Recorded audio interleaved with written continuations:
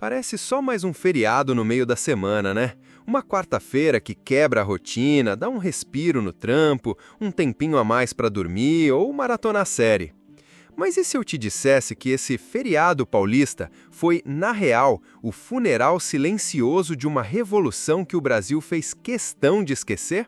A cada 9 de julho, São Paulo para, mas o resto do país nem se dá conta. Ninguém explica o motivo, ninguém ensina na escola, ninguém comenta nos jornais. Só que por trás dessa data tem sangue, tem pólvora, tem gente morrendo por um papel chamado Constituição. E o pior, tem um país inteiro fingindo que isso nunca aconteceu. Você sabia que o maior conflito militar do Brasil no século XX não foi contra outro país, mas entre brasileiros? E que esse levante, que mobilizou mais de 100 mil combatentes, começou depois que 4 estudantes foram assassinados por tropas do próprio governo? Que o povo doou aliança, joia e até dente de ouro para financiar a guerra? Mas ninguém te contou isso. Ninguém. E por quê? Porque essa história era perigosa demais para ser lembrada. Porque ela mostrava que o povo já se levantou contra o sistema e quase venceu. Então fizeram o que se faz com qualquer ameaça política. Abafaram, enterraram, apagaram dos livros e transformaram em feriado. Mas hoje a gente vai desenterrar tudo, porque o que não te contaram sobre o 9 de julho diz muito sobre o Brasil que você vive agora.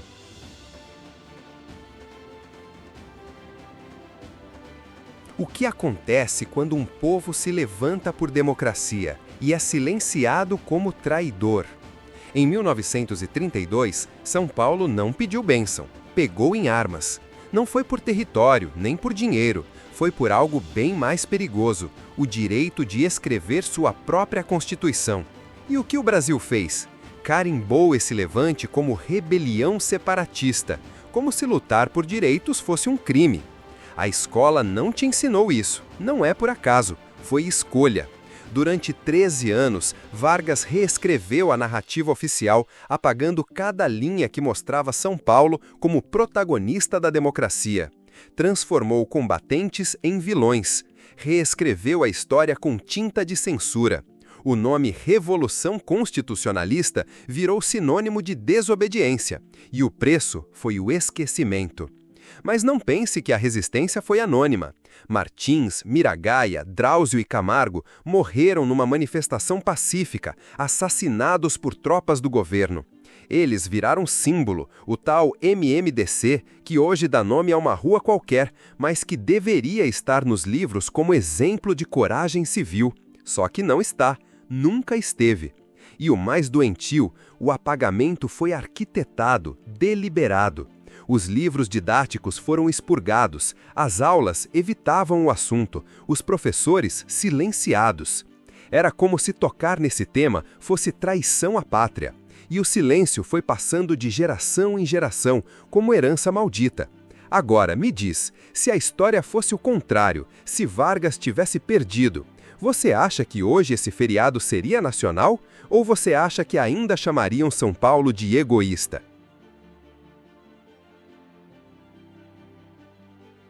Não foi só uma guerra civil, foi uma guerra contra o esquecimento, e o esquecimento venceu. Durante décadas, falar da Revolução Constitucionalista era como cutucar uma ferida que o Brasil fingia não ter.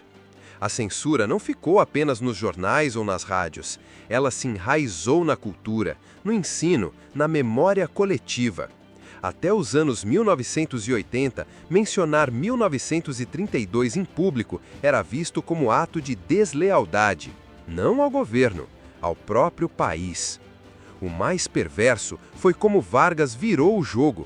Dissolveu o Congresso, rasgou a Constituição, nomeou interventores em todos os estados e, mesmo assim, conseguiu convencer o Brasil de que quem estava errado era São Paulo. Que lutar por regras claras, por voto, por democracia, era coisa de mimado paulista.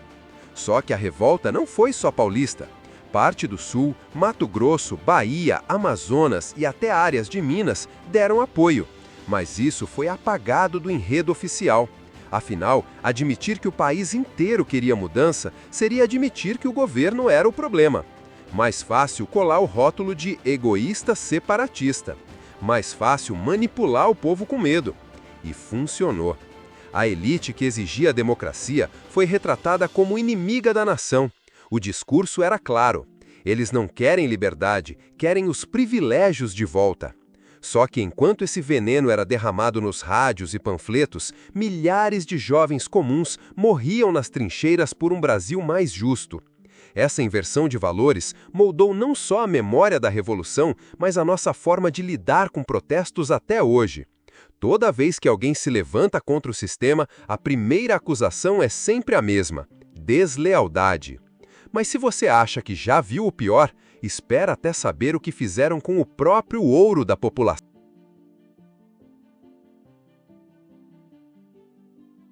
Tem gente que doou até aliança de casamento. Teve quem entregou joias de família, braceletes, correntinhas, dente de ouro. Não foi para caridade, foi para guerra. Enquanto o governo federal mobilizava tropas contra São Paulo, os paulistas organizavam vaquinhas de ouro para financiar o que acreditavam ser uma causa justa. Nascia a campanha Ouro para o Bem de São Paulo, um esforço coletivo, silencioso, mas pulsante. Um gesto de fé desesperada num futuro que talvez nunca chegasse.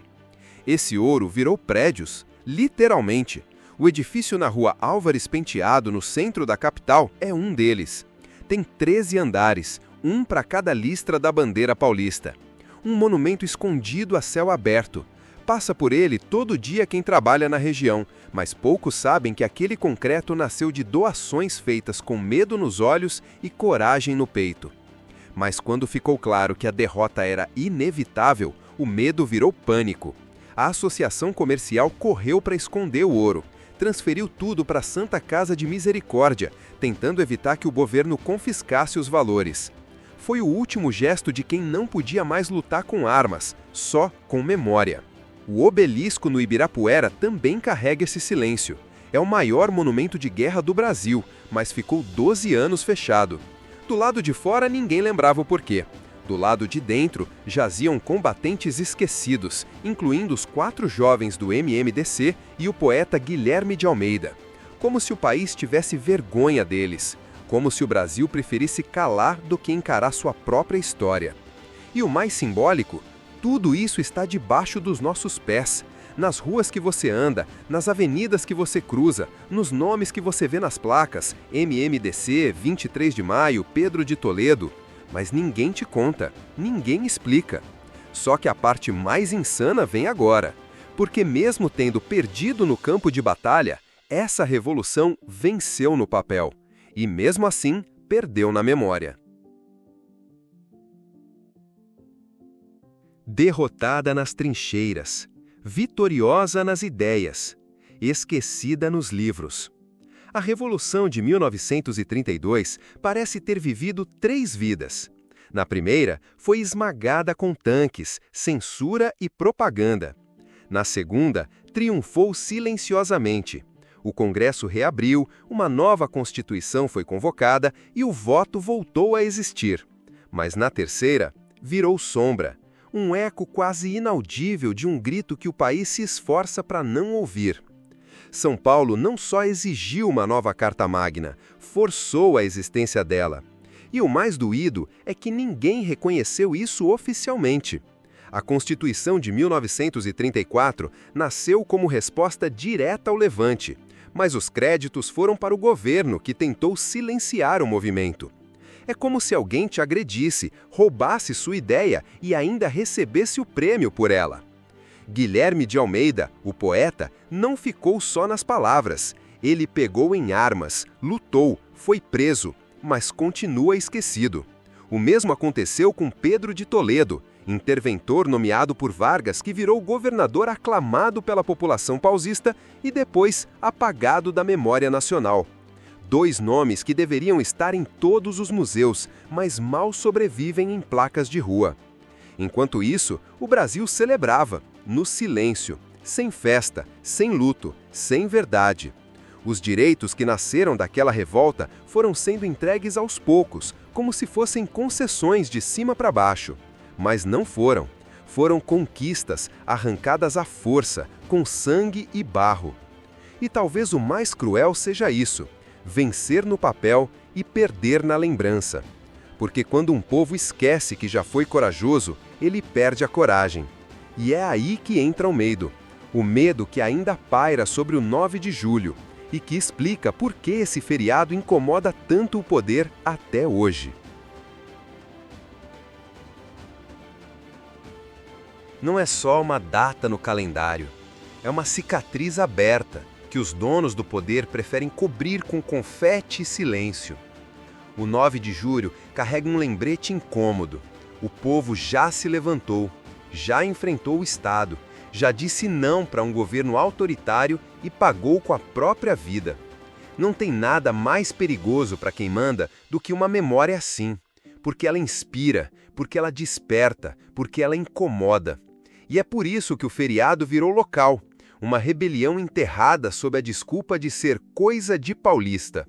O resto do Brasil ignora. E essa indiferença não é natural, foi construída, uma engenharia do esquecimento. Quanto mais distante a revolução parece, mais fácil é domesticar a sociedade. Quando se esquece a história de quem desafiou o sistema, se normaliza a obediência. A gente aprende a não questionar, a engolir calado, a aceitar que é assim mesmo. Mas e se esse feriado não fosse só um descanso no meio da semana? E se fosse uma senha, um lembrete disfarçado? Porque, no fundo, o 9 de julho não assusta por causa do que foi, assusta pelo que ele ainda pode significar.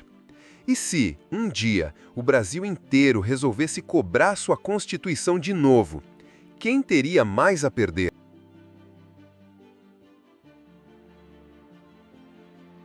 A verdade é que o 9 de julho nunca foi sobre folga, sempre foi sobre memória e o medo que ela provoca em quem lucra com o esquecimento. O Brasil enterrou essa história com pressa, sem cerimônia, como quem tenta esconder um crime debaixo do tapete. A Revolução de 1932 virou um esboço mal contornado nos livros, uma data jogada num calendário estadual e nada mais. Mas ela foi muito mais. Ela foi o som de uma população dizendo basta. Foi o momento em que um estado inteiro, e boa parte do país com ele, gritou por regras, por limites, por dignidade. E o que recebeu de volta? Tanques, silêncio e décadas de apagamento. No fim das contas, o mais assustador nem é a derrota de São Paulo, é o exemplo que sobreviveu. Porque se um povo teve coragem de exigir sua Constituição uma vez, pode exigir de novo. E isso dá calafrios em qualquer governo. Talvez seja por isso que ninguém te contou essa história completa. Porque se contassem, você não veria esse feriado com os mesmos olhos e talvez não aceitasse o presente com a mesma passividade. Agora me responde, o que mais estão escondendo por trás dos feriados que você celebra sem saber por quê? Se você chegou até aqui, comenta "sangue no calendário", porque a memória é a arma que eles mais temem.